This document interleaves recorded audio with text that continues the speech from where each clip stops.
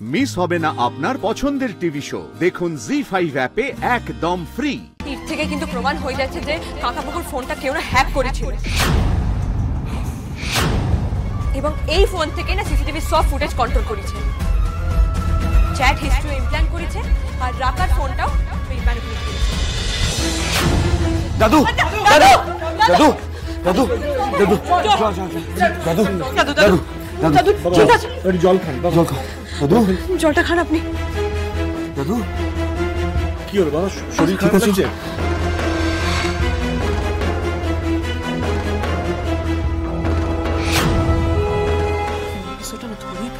উনি কাকাবাবুকে অ্যারেস্ট করবেন, আমাদের কোনো কথা শুনবেন না, বুঝলি তো? আর এইভাবে না নাম আদায় করবেন। তুই বরং এক কাজ কর, তুই বিরূপাক্ষ স্যারকে কি না সবটা বল, সবটা বুঝাই বল আর খবর দে, আর আমি দুটো সামনে দিচ্ছি, তুই যা যা শিখে যা শিখে যা। স্যার স্যার বলছি আপনাকে আমাদের কথায় বিশ্বাস করতে হবে, কিন্তু আপনি একবার সিসিটিভি ফুটেজটা চেক করেন। দোকানে তো সিসিটিভি রয়েছেই, তাহলে ওটা চেক করলে তো সব ক্লিয়ার হয়ে যাবে। স্যার আমার ফোনের সাথে সিসিটিভি লিংক করা আছে, আমি এক্ষুনি দেখাচ্ছি স্যার। ওকে, আসুন এখানে দেখান। আপনার ফোনের সাথে ল্যাপটপ কানেক্ট করুন।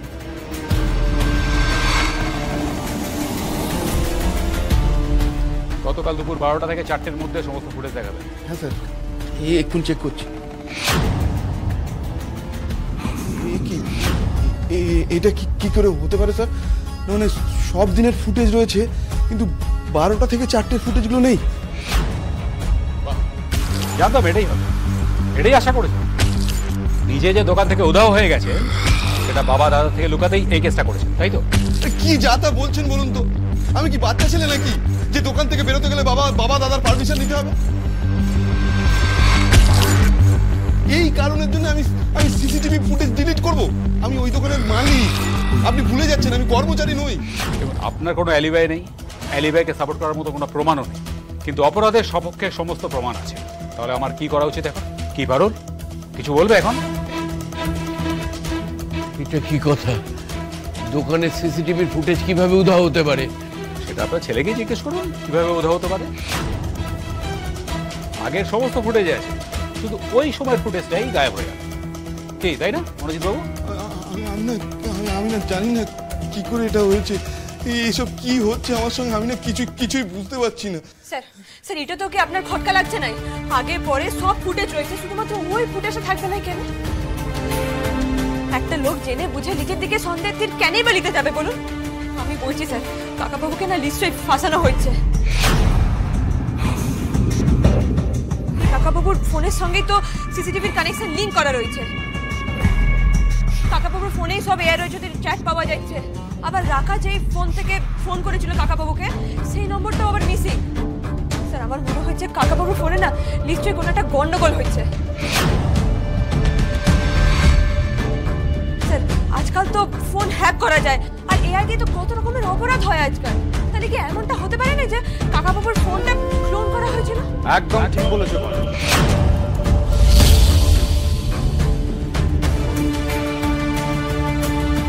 হতেই পারে যে ওনার ফোন ক্লোন করা হয়েছে। হ্যাঁ, পারুলদারকে আমি চিনি, ও খুবই ইন্টেলিজেন্ট আর অনেস্ট। ও আমাদের একসময় এই দীপঙ্কর কুশারি মার্ডার কেসটা অনেক হেল্প করেছিল, কিন্তু তারপর থেকে ওদের টার্গেট করে কেউ অ্যাটাক করে যাচ্ছে। আমি ডিটেলস আপনার সঙ্গে শেয়ার করতে পারবো না, I am sorry about that, but এটা সত্যি যে এই ফ্যামিলিটার উপর টার্গেট করে কেউ অ্যাটাক করছে। হতেই পারে এটাও তার একটা পার্ট। আমি এই কেসটার ব্যাপারে ইনফরমেশন পেয়ে জাস্ট থাকতে না পেরে চলে এসেছি, আর সব শুনে এটা বুঝতে পারছি যে পারুলের কথা ফেলে দেওয়ার মতো নয়।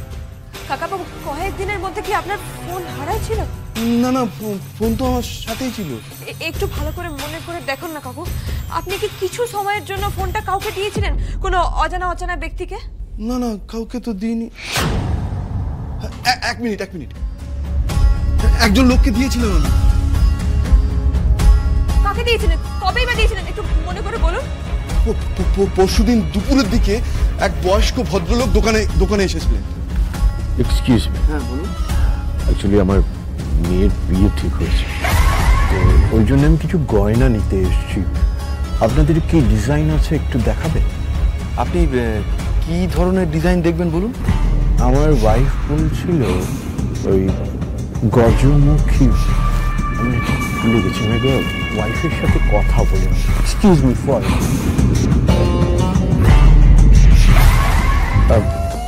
হয়েছেটা কি, আমি ওই তাড়াহুড়োর বাড়ি থেকে বেরোতে গিয়ে না ফোনটা ভুলে এসেছি। আপনার ফোনটা পাওয়া যেতে পারে? আমি একবার ওয়াইফের সাথে কথা বলি। হ্যাঁ হ্যাঁ, নিশ্চয়ই নিশ্চয়ই। এই যে লক খুলে দিলাম, আপনি ওয়াইফের সাথে কথা বলে নিন, আমি ততক্ষণে আপনার জন্য গজমুখীর ডিজাইনগুলো বার করছি, দেখুন পছন্দ হয় কিনা। এই আমার সঙ্গে একটু এসুন। তারপর আমি গয়নার আরো কিছু সেট ভেতর থেকে নিয়ে এসে দেখি লোকটা উধাও, ফোনটা ডেস্কে পড়ে আছে। আর ফোনটা থেকে ওনার বাড়িতে ফোনও করেননি। আমি চেক করেছিলাম, কিছুটা অবাক হয়েছিলাম, কিন্তু অন্যান্য কাস্টমার চলে আসার জন্য আমি ব্যাপারটা গুরুত্বই দিইনি। তারা ওই লোকটাই না কিছু করেছে।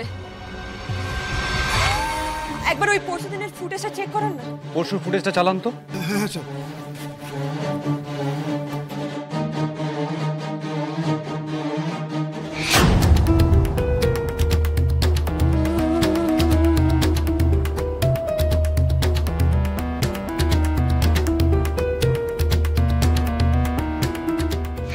কোথায় কোনো বৃদ্ধের আগমন, ফোন নেওয়া, মনোজিৎ বাবুকে ফোনটা ফেরত দেওয়া, কোনো ট্রেসই তো নেই।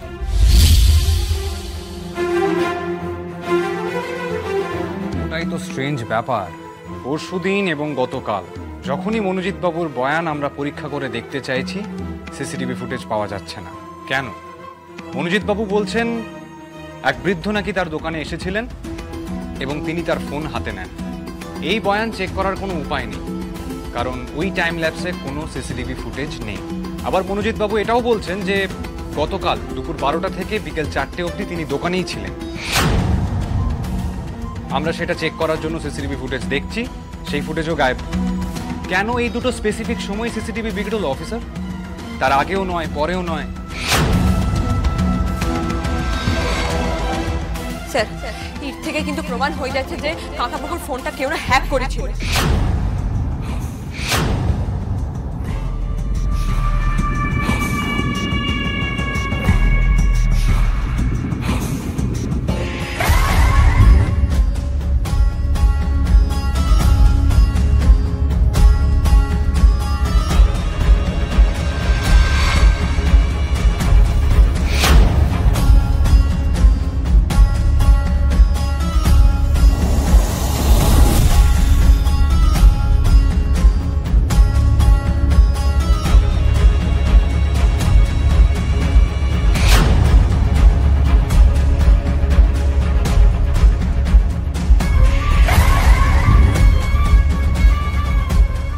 এই ফোন থেকে না সিসিটিভি সব ফুটেজ কন্ট্রোল করেছে,